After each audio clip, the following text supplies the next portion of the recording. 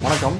நம்ம இப்போ மூட்டுகள் ஏற்படுற சத்தத்தை பற்றி பார்க்க போகிறோம். நிறைய பேர் பார்த்துருப்பீங்க, எனக்கு வந்து காலை வந்து முழங்கால வந்து மடக்கி நீட்டுறப்பையோ, நடக்கிறப்பையோ, சம்டைம்ஸ் மாடிப்படி ஏறி இறங்குறப்பையோ, கீழே குத்த வச்சு உட்காந்து எந்திரிக்கிறப்பையோ, காலை சம்டைம்ஸ் ரொட்டேட் பண்ணுறப்பையோ சவுண்டு வருது சார், கிராக்கிங் சவுண்டு வருது, ஒரு மாதிரி கடக் மடக்குன்னு சவுண்டு வருது அப்படின்னு சொல்லி கேள்விப்பட்டிருப்போம். சில பேருக்கு பார்த்தீங்கன்னா நெக்கு வந்து மூவ்மெண்ட் பண்ணுறப்ப, ரொட்டேட் பண்ணுறப்ப அந்த மாதிரி டயத்துலையும் கிராக்கிங் சவுண்ட்ஸ் கரெக்ட்னு கேட்கலாம். ஷோல்டர் ஜாயிண்ட் சம்டைம்ஸ் மூவ் பண்ணுறப்ப, மேலே கீழே தூக்குறப்ப இந்த இடத்துல நம்ம வந்து ஒரு சவுண்டை வந்து ஃபீல் பண்ண முடியும். நம்ம நார்மலாக சில பேர் பார்த்தோம்னா நம்ம சின்ன சின்ன மூட்டுகளை வந்து நம்ம வந்து சொடக்கு போடுறப்ப, நெட்டி எடுக்கிறப்ப பார்த்தா ஒரு சவுண்டு படக் படக்குன்னு கேட்கும். இந்த சவுண்டு வர்றது வந்து நல்லதா கெட்டதா, இல்லை இந்த சவுண்டு ஏன் வருது, எதனால வருது, சத்து குறைபாடுனால வருதா, கால்சியம் சத்து குறைபாடுனால வருதா, இல்லை ஜவ்வு கிழிசல்னால வருதா அப்படின்னு நிறைய பேருக்கு சந்தேகங்கள் இருக்கும். ஸோ இந்த மூட்டில் வர்ற சத்தங்களில் வந்து நம்ம டீட்டெயிலாக வந்து எதனால் வருது அப்படிங்கிறத பற்றி இந்த காணொலியில் நம்ம பார்ப்போம். பொதுவாக பார்த்தீங்கன்னா இந்த மூட்டில் வந்து வர்ற சத்தங்களை வந்து ரெண்டு வகையாக பிரிக்கலாம். ஒன்று வந்து நார்மல், அதாவது நார்மல்னால் பார்த்தா நம்மளுக்கு சவுண்டு மட்டும் கேட்கும், வலி இருக்காது.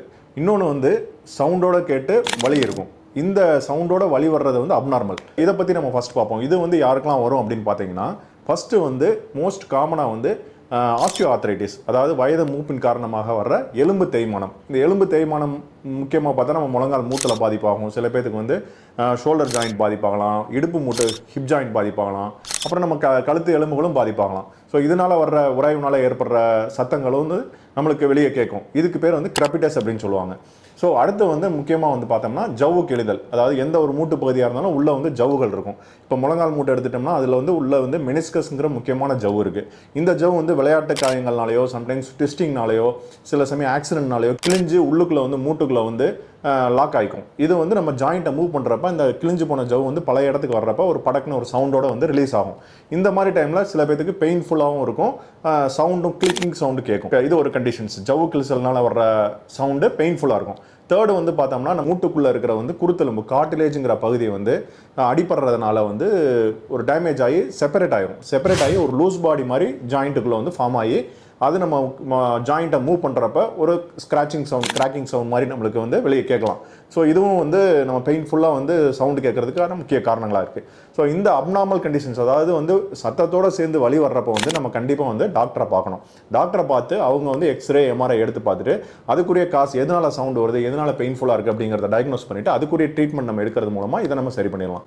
மூட்டில் சத்தம் இருக்கும் பட் வலி இருக்காது. இதுதான் வந்து நம்மளுக்கு ரொம்ப காமனாக இருக்கிறது. இது வந்து நார்மல் கண்டிஷன்ஸ். ஸோ இது எதெல்லாம் வரலாம் அப்படின்னு பார்த்தோம்னா, ஃபஸ்ட்டு வந்து சைனோவியல் ஃப்ளூயிட் கம்ப்ரெஷன்னால கேஸ் ஃபார்ம் ஆகி வர்றது தான் வந்து முதல் காரணமாக இருக்குது. ஸோ பொதுவாகவே நம்ம மூட்டில் பார்த்தோம்னா உராய்வை தடுக்கிறதுக்காண்டி சைனோவியல் ஃப்ளூயிடுங்கிற ஒரு லிக்விட் இருக்கும்.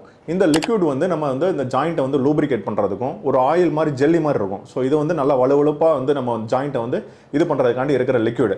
ஸோ இந்த லிக்விட் சைனோவியல் ஃப்ளூயிடில் என்னதான் இருக்கும் அப்படின்னு பார்த்தோம்னா, முக்கியமாக வந்து வாட்டர் கண்டென்ட் தான் இருக்கும். அதுக்கு இல்லாமல் ப்ரோட்டீன்ஸ் இருக்கலாம், அதாவது புரதங்கள் இருக்கலாம். சம்டைம்ஸ் வந்து நம்மளுக்கு வந்து இந்த ஹையலுரோனிக் ஆசிட் அப்படிங்கிற வந்து ஒரு புரதம் வந்து நம்மளுக்கு கார்ட்லேஜுக்கு தேவையான முக்கியமான இதாக கருதப்படுது. இந்த ஹையலுரோனிக் ஆசிடும் இருக்கும். ஸோ கேஸஸில் பார்த்தோம்னா ஆக்சிஜன் இருக்கும், நைட்ரஜன் இருக்கும், கார்பன் டை ஆக்சைடு இருக்கும்.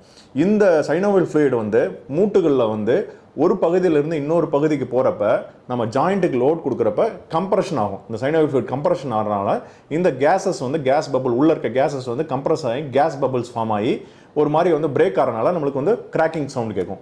ஸோ இந்த சவுண்டு தான் நம்மளுக்கு மோஸ்ட் காமனாக வந்து பெயின்லெஸ்ஸாக நம்மளுக்கு பெயின்லெஸ் கிளிக் அப்படின்னு சொல்லுவாங்க. இதுதான் வந்து நம்மளுக்கு most common cause of painless click in the joint அப்படின்றது. ஸோ செகண்ட் மோஸ்ட் காமன் பார்த்தோம்னா ஸ்னாப்பிங் சிண்ட்ரோம், அதாவது ligament snapping or tendon snapping சிண்ட்ரோம்னு சொல்லுவாங்க. அதாவது மூட்டுகளோட முனைப்பகுதியில் வந்து நம்ம மசில்ஸ் வந்து ஒரு டெண்டான் தசை நார் மூலமாக போய் ஜாயின் ஆகும். இந்த ஜாயின் ஆகிற டெண்டான்ஸ் தசை நார்கள் வந்து இந்த போனில் வந்து உரசுறப்பையோ, இல்லை ஒரு தசை நார் இன்னொரு தசை நாரில் உரசுறப்பையோ நம்மளுக்கு ஒரு கிளிக்கிங் சவுண்ட் கேட்கும். இந்த சவுண்டு வந்து நார்மல் தான் ஆக்சுவலாக. இதுலேயும் வந்து நம்மளுக்கு பெயின் இருக்காது. ஸோ இந்த ரெண்டு காரணங்கள் வந்து பெயின் இல்லாமல் வர்றதுக்கான காரணமாக நம்ம பார்க்குறோம்.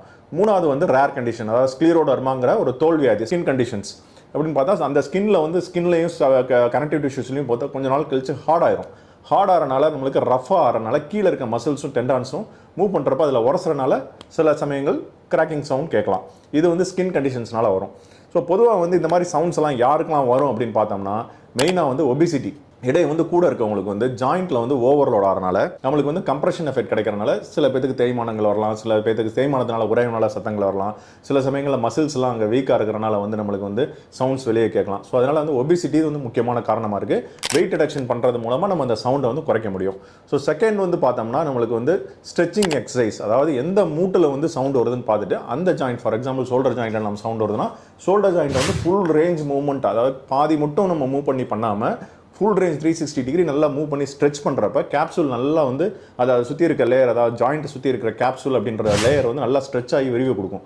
ஸோ அந்த மாதிரி டயத்தில் உள்ளே இருக்க சைனவல் ஃப்ளூயிட் வந்து ஜாயிண்ட்டுக்குள்ளே ஈவனாக வந்து ஸ்ப்ரெட் ஆகிறனால நம்மளுக்கு ஒரு நல்ல ஒரு லூப்ரிகேஷன் கிடைக்கும், ஃப்ளெக்சிபிலிட்டி இன்க்ரீஸ் ஆகும், சவுண்டு டிக்ரீஸ் ஆகும்.